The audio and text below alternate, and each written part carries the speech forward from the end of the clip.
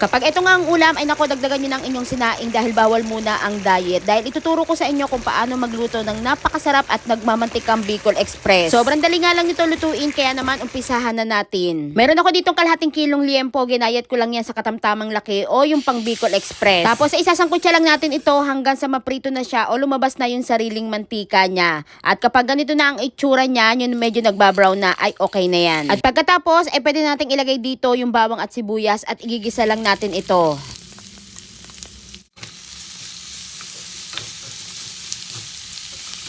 Pagkatapos naglagay na rin ako ng paminta at kaunting bagoong alamang. Tapos haluin lang natin ito ng kaunti. Tapos maglalagay na rin ako dito ng tubig pang sabaw at pakukuluan natin ito hanggang sa lumambot na yung karne. Papalambutin lang natin ito sa tamang apoy lang. Pwede kayo magdagdag pa ng tubig kapag medyo matigas pa yung karne. Makalipas ang ilang minuto, okay na, malambot na. At ngayon naman maglalagay tayo dito ng kaunting asukal, pambalance lasa yan. Tapos naglagay na rin ako dito ng kaunting patis. At ngayon pwede natin ilagay dito yung isang pack nitong gata. So, mas maganda rin kung gagamit kayo ng fresh gata. Pero kung wala, pwede naman yung mga nasa pack lang.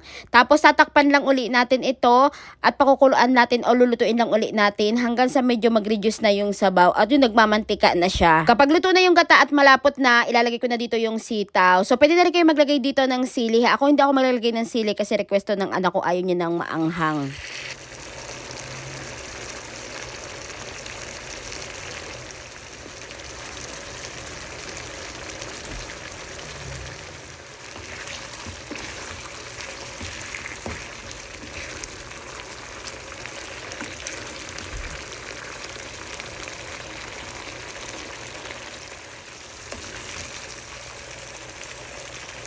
O, di ba ganyan lang kadali magluto ng napakasarap at nagmamantikang Bicol Express? Kaya naman kung wala kang maisip na maulam bukas, na try nyo na rin mag Bicol Express at dagdagan nyo na yung saing nyo. Bicol Express na request ng anak ko. Ayan, super lambot na niya.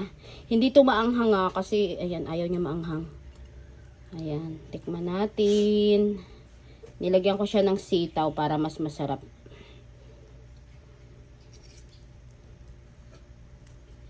Oh. Sobrang bango nito. Wow.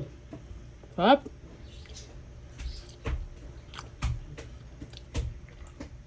Nagmamantikang Bicol Express.